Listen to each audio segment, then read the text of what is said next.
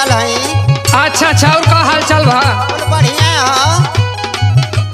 आज सुनले है बड़ा तोहरे के यहाँ कुछ चीज के बखान होला, कोनो चीज खियौला ना हम। अरे पागल बखान ना, सच्ची में बड़ा बढ़िया बढ़िया चीज हमरे किहिन मिलेला। का मिलेला तनी हम सुन बतावत है। बतावा। सगरो बा मशहूर ये कर कम भी बाटे दाम हो।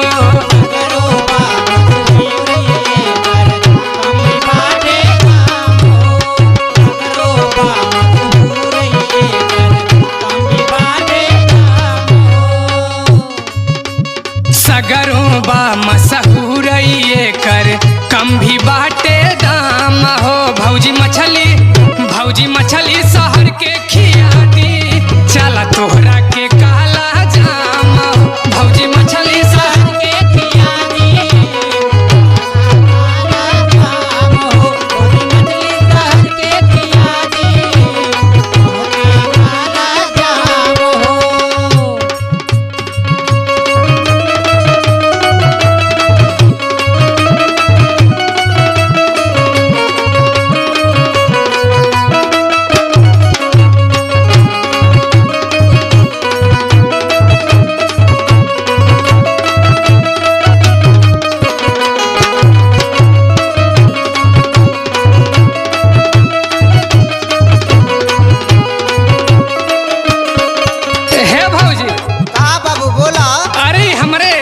बाजारी कैसे तैसन समझा तारू का हो।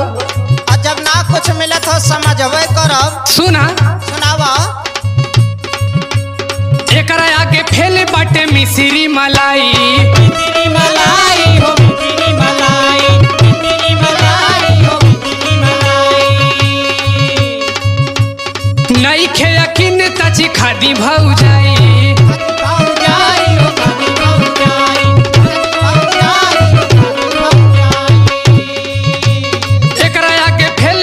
मिश्री मलाई, नई खे यकीन तची खादी भौजाई। सुना सुनावा। एक बेरा जे खाइबू त खाए के मन करी हरदम हो।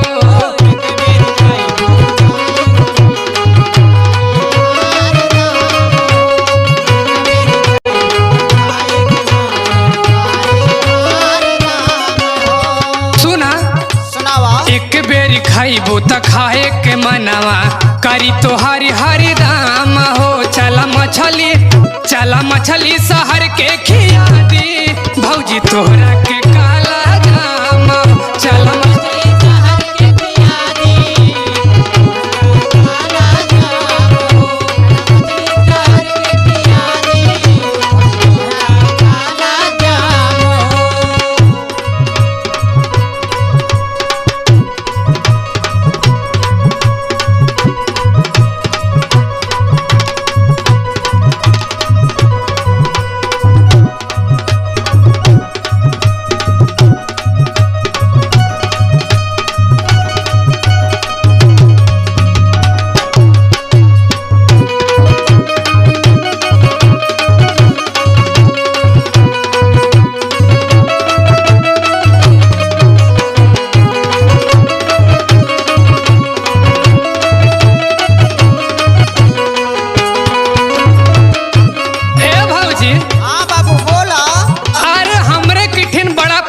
प्रसिद्ध चीज मिलेला हो।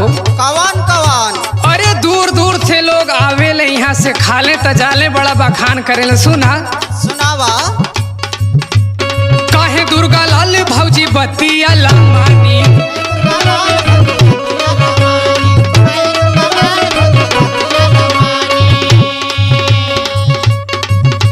सुन है भौजी। सुनावा। अरे हमरे खिया से बहुत लोग खुश होके जाले हो। बड़ा प्रसिद्ध चीज मिलेला यहाँ। कवन कवन हो बखान करत हो, बतावा। सुना बतावा तनी। काहे दुर्गा लाल भौजी बतिया लामान हो।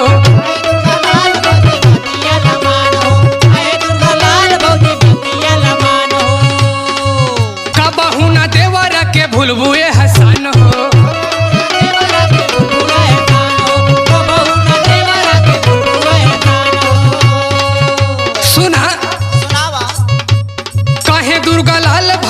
बतिया लमान हो कबहू न देवरा के भूलबुए हसन हो भौजी कर चर्चा बाटे दिल्ली अगरा शाम में